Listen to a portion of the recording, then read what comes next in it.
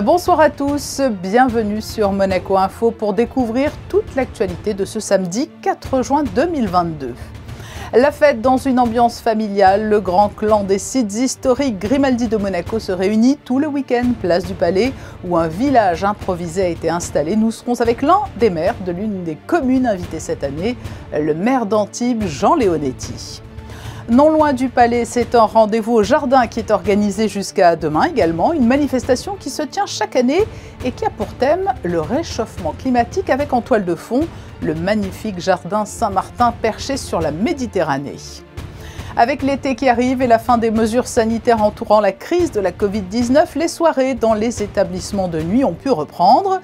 L'association Be Safe, qui veut contribuer à la lutte contre les dangers de l'alcool au volant, reprend donc de plus belle ses activités et reconduira chez eux en toute sécurité les fêtards qui ont un peu trop bu.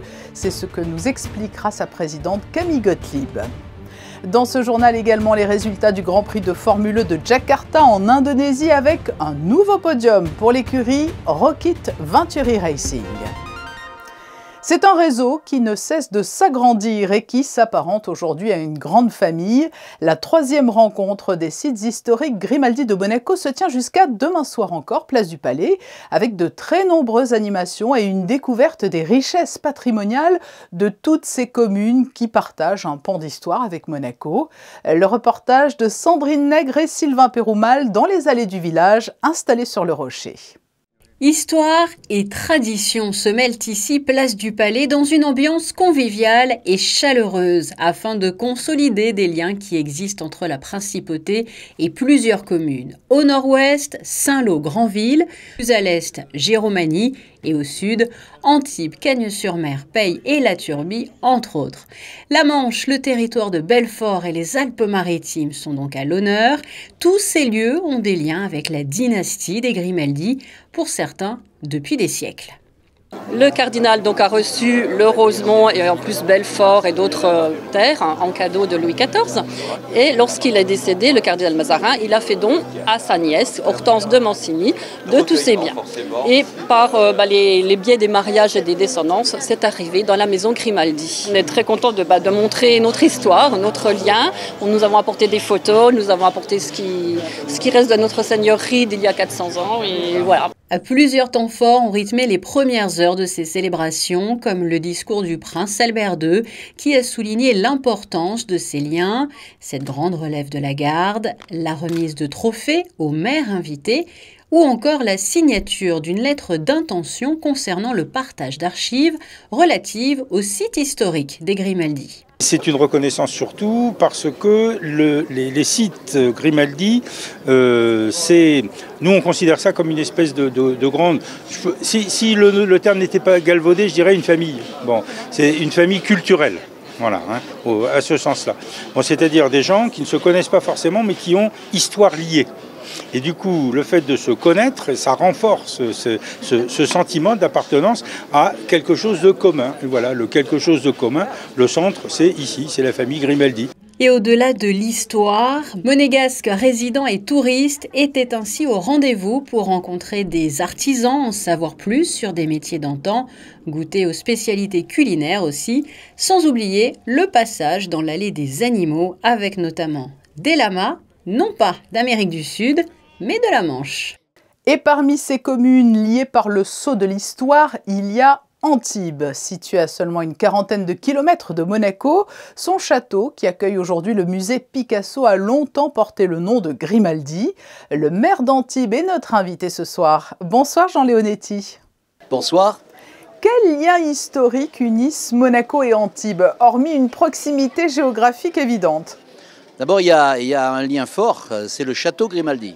Le château Grimaldi, vous le savez, aujourd'hui abrite le musée Picasso, mais c'est un château qui s'appelle Grimaldi et dans lequel les ancêtres du prince Albert ont siégé et ont dominé la ville. Donc c'est cet élément-là, je dirais, patrimonial. Mais il y a quand même beaucoup d'autres liens avec la principauté. On a le plaisir d'accueillir Monseigneur à toutes les fêtes du Festival du Jazz d'Antibes, parce que, comme nous, c'est un passionné de jazz. Vous avez le sentiment aujourd'hui d'appartenance à une grande famille sur cette place du Palais? On se sent chez soi. Comme je le dis souvent, à Monseigneur, il est chez lui à Antibes et quand on vient à Monaco, on sent aussi qu'on a emporté un peu de poussière du sol antibois sur Monaco et que le fait d'appeler d'ailleurs le château Grimaldi, ça veut bien dire qu'il y a ce souvenir qui persiste à Antibes. Bien sûr, c'est le musée Picasso, mais dans le château Grimaldi. Alors vous l'avez dit, le prince Albert vous rend souvent visite. Il était en 2020 à vos côtés pour l'inauguration de cette plaque qui, à l'entrée de chaque commune, permet de mentionner le fait qu'elle appartient au réseau Grimaldi. À cette occasion, d'ailleurs, non seulement on a mis une plaque, mais la principauté de Monaco et le prince Albert a offert à la ville des archives qui tiennent compte justement de ce patrimoine historique, des archives qui concernent le château Grimaldi d'Antibes et la famille Grimaldi. C'est-à-dire que donc cette histoire a précédé en fait l'avènement des Grimaldi à Monaco, l'épisode antibois. On a précédé parce que, bon, Antibes est une vieille cité antique, mais elle a été aussi une place forte. Et à un moment donné, elle a été confiée à la famille Grimaldi, bien avant, effectivement, que les moines soldats viennent conquérir le rocher monégasque. Oui, il y a eu entre-temps un petit passage aussi par Cagnes-sur-Mer. La plaque qui est apposée à l'entrée de votre ville, tout comme dans la plupart des autres communes du réseau, elle est symbolique ou c'est également un attrait supplémentaire, peut-être dans le domaine touristique? Être associé en quelque sorte à l'image de Monaco, cela ne peut être que bénéfique? Bien sûr, c'est prestigieux. Quand vous allez à l'étranger, le monde entier connaît Monaco. Parce qu'il y a une légende, il y a un prince, il y a un château et donc il y a une attractivité qui va au-delà du simple attractivité de la Côte d'Azur. Et donc bien sûr, Antibes aussi est connu dans la French Riviera, mais le fait d'être associé à Monaco est une démarche valorisante et prestigieuse. Et sans trahir de secret, que vous racontez-vous entre communes, sites historiques, Grimaldi de Monaco? Ce sont des discussions généalogiques, on remonte le fil de l'histoire et l'on voit à quel niveau l'on s'inscrit? Oui, mais on regarde aussi l'avenir. On est en train de créer un espace mer littoral avec beaucoup d'images virtuelles sur le cap d'Antibes et on va être associé au musée océanographique de Monaco. Donc on a aussi des engagements sur le plan planétaire, environnementaux et sur le plan de l'avenir. Et aujourd'hui plus particulièrement, la commune d'Antibes est représentée dans l'un des stands? Bien sûr. Alors la commune d'Antibes est très représentée, toujours avec son talent culinaire de la pissaladière de Jean-Paul Véziano, bien sûr, mais aussi avec toute la démarche culturelle. C'est une ville métier d'art et donc on a des verriers, des potiers et on a la chance d'avoir Didier Sabat qui est notre verrier antibois et qui expose ses œuvres. Donc on est dans la lignée environnementale et dans la lignée culturelle de la Principauté. Et tout cela sera encore à découvrir demain dimanche, place du Palais. Jean Leonetti, merci d'avoir répondu à notre invitation. À quelques centaines de mètres de la place du Palais avaient lieu aujourd'hui également les rendez-vous au jardin. Leur but est de faire découvrir à un large public la richesse du patrimoine botanique. Et cette 19e édition a marqué l'occasion de se pencher sur les effets du réchauffement climatique dans les jardins. Julia Vial et Thomas Deus se sont rendus au jardin Saint-Martin, entre terre et mer, pour découvrir les outils mis en place pour le préserver. Ces rendez-vous au jardin se tiennent en marge de la Journée internationale de l'environnement et il y avait du monde ce matin au jardin Saint-Martin pour venir découvrir les animations proposées pour lutter contre le changement climatique. Nous proposons plusieurs ateliers qui montrent les relevés climatiques faits par l'INSEE. Il y a le cadastre environnemental qui est en train d'être mis en place et puis en complément on propose une visite des jardins Saint-Martin un petit peu libre, on l'a appelé balade urbaine pour que les gens puissent poser leurs questions. Pour cette balade urbaine, nous suivons Franck et les visiteurs du jour à la découverte des secrets des jardins Saint-Martin. Mais cette visite est surtout l'occasion de les sensibiliser à l'écologie en dévoilant leurs actions pour préserver la biodiversité. Les visiteurs n'y sont jamais insensibles. Je pense que plus ça va et plus les gens sont ouverts à ça et prennent conscience qu'il faut absolument faire quelque chose de suite, quoi. Maintenant, malheureusement, il y aura une forte inertie, donc le plus tôt sera le mieux. Odile faisait partie de la visite, elle a des petits-enfants et elle pense forcément au futur des générations à venir. Tout le monde fait des efforts et je pense que ça se fait quand même sur du long terme parce que la climatologie ne se fait jamais en un an. Donc c'est très bien que tout le monde cherche et trouve des solutions.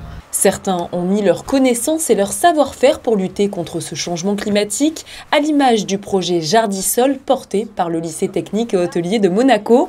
C'est en fait une jardinière photovoltaïque qui réintègre la végétation dans l'espace public et lutte ainsi contre le réchauffement climatique. La végétation, pour nous, c'est un moyen de combattre cette chaleur. Et on voit bien effectivement que les espaces qui sont végétalisés sont plus frais. Monaco fait partie des pays qui agissent depuis de nombreuses années pour lutter contre le réchauffement climatique. Et la principauté continue d'ailleurs ses efforts quotidiennement avec le plan énergétique climat. La vie reprend son cours un peu partout après de longs mois marqués par la crise de la Covid-19. Les établissements de nuit ont été particulièrement impactés et fermés pendant de longs mois. L'été 2022 devrait donc être synonyme pour les noctambules de belles fêtes. Mais qui dit soirée animée dit bien souvent consommation excessive d'alcool et danger au volant. La jeune association Bicef va reprendre son activité pour éviter aux plus alcoolisés de prendre le volant. Elle organise ce week-end un événement sur le thème du festival Coachella et sa présidente Camille Gottlieb est avec nous ce soir. Bonsoir. Bonsoir. C'est un peu le coup d'envoi de votre saison, cet événement Coachella ? Exactement, c'est un peu le coup d'envoi. On voulait un peu marquer le coup après 2 ans sans activité à cause dû à la pandémie et dû au Covid-19.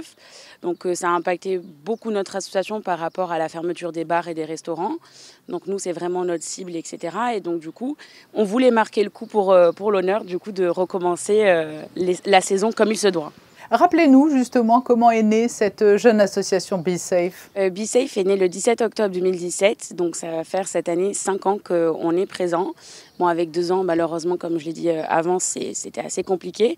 Mais ça fait quand même 5 ans qu'on existe. Donc on a monté cette association avec 4 copines à moi, qui sont Andrea, Margot, Charlotte et Laura.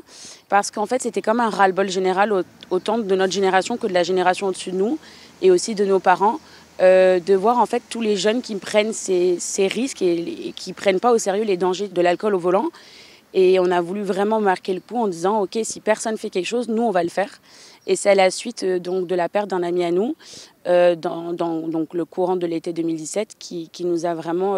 en fait, je pense que ça a été la goutte de trop, on va dire, qui nous a permis aussi de fonder cette association. Très concrètement, comment cela se passe? Vous proposez un service de voiturier de luxe en quelque sorte? Alors avant, on avait un service de voiture, enfin pas de voiture de luxe exactement, mais on avait vraiment une société qui s'appelle Monaco Prestige Limousine avec qui on travaillait durant l'été parce qu'on était une jeune association, on n'avait pas encore les moyens en fait, d'acheter un van ou même on n'a pas eu de donation de van parce qu'en fait vraiment notre but c'est de ramener en sécurité toutes les personnes qui ont consommé de l'alcool et justement de leur permettre de rentrer chez eux par un autre moyen que par la voiture. C'était vraiment très, très important pour nous. On fait de la sensibilisation également aussi au niveau des établissements de nuit. Je pense que c'est le plus intéressant aussi parce que ça tout part de là. Et en fait, maintenant, depuis 1 mois, on a eu le don d'une donatrice. On a eu un énorme don, on n'en revenait pas. C'est une navette Viano électrique, 100% électrique, qui nous a gracieusement été offerte par Elena, une donatrice de Bicef.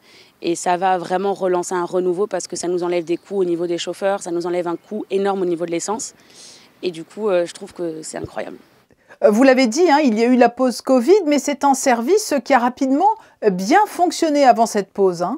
Je ne vous cache pas qu'au début, ça a été un peu, comme c'est un peu un service qui n'a jamais été mis en place dans Monaco et même en France, qui est gratuit. On s'est renseigné, ça n'existe pas.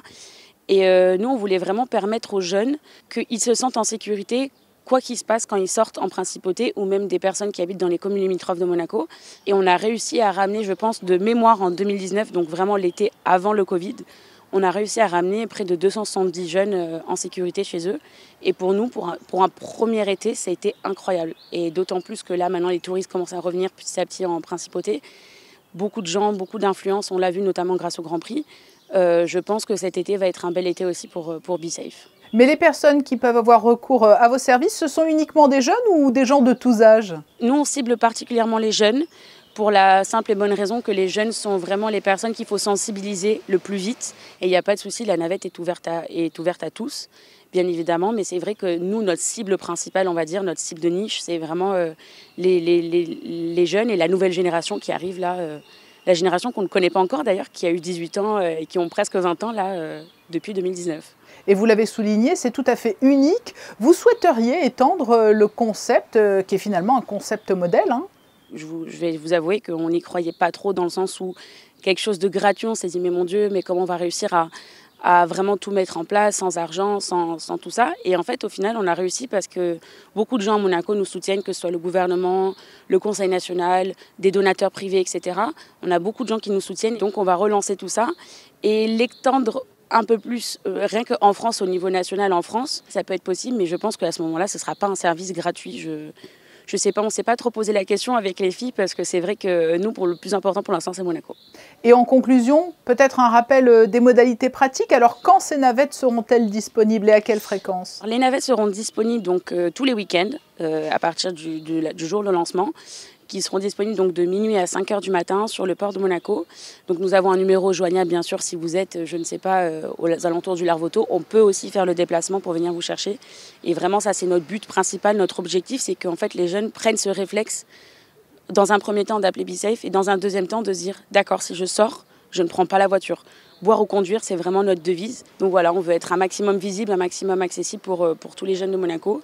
Il faut vraiment sensibiliser, que ce soit à la maison, les établissements de nuit et les jeunes. Donc vraiment, faites attention parce que ça peut arriver à tout le monde. Merci beaucoup Camille Gottlieb d'avoir répondu à notre invitation. Et après ce coup de projecteur sur cette belle initiative, retour à l'actualité du jour.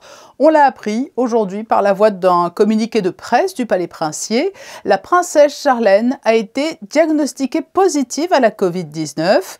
Elle sera à l'isolement pendant quelques jours, mais son état de santé n'inspire aucune inquiétude. Frédéric Elion nous rejoint pour le chapitre sportif notamment, et l'on débute, Frédéric, avec la 9e course du championnat de Formule E ce matin. Bonsoir. Bonsoir Patricia, du côté de Jakarta, en Indonésie, tous les candidats au titre de champion se sont battus aux avant-postes, et c'est Mitch Evans qui l'emporte sur sa Jaguar.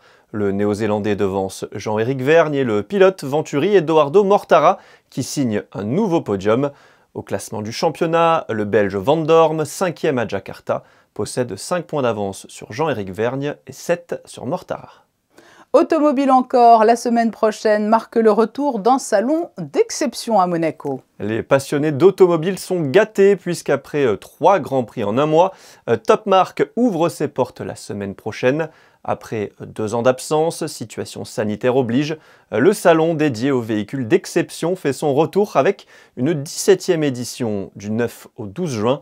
Vous pourrez découvrir de nombreux véhicules d'exception, supercars, hypercars, électriques ou thermiques, ainsi qu'un grand espace dédié aux motos. Salim Zegdar, le président délégué de Top Marque, sera l'invité de notre journal lundi. Du basket avec le point final de l'aventure Rocalic Tour sur Monaco Info. Vous avez pu suivre toute la saison d'Euroleague sur notre chaîne. Yannick Debever vous propose un numéro spécial de Rocalic Tour afin de vous faire revivre la magnifique épopée de la Roca Team en Euroleague. Rendez-vous lundi soir à 21 h et mercredi soir à 22 h sur Monaco Info. La 257e réunion du bureau de l'AMA vient de se tenir à Monaco, Frédéric. Le président de l'association monégasque des activités financières, Étienne Franzy, accueillait fin mai Frédéric Ginta, le délégué interministériel à l'attractivité et à la transition numérique.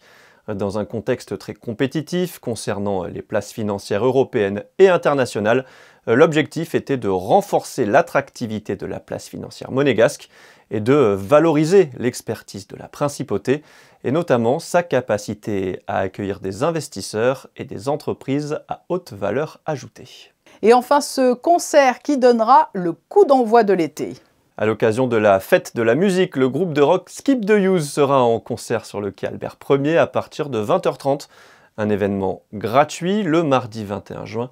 Pour plus d'informations, vous pouvez appeler le 93 10 12 10. Avant de refermer ce journal, un dernier détour par les prévisions météo pour la journée de dimanche. Encore une journée bien ensoleillée, Patricia. Le ciel se voilera par moments, mais les passages nuageux ne prendront pas le dessus sur le soleil. Les températures sont de saison et comprises entre 22 et 29 degrés. Dimanche 5 juin, nous fêterons les Igor. Merci Frédéric. Un petit clin d'œil de fin d'édition avec la belle fête qui anime le Rocher et la place du Palais tout au long du week-end. La 3e rencontre des sites historiques Grimaldi de Monaco. Il s'agit de photos de Stéphane Dana. Et quant à nous, nous nous retrouverons demain à 20 h pour le best-of de la semaine. À demain, très belle soirée à tous.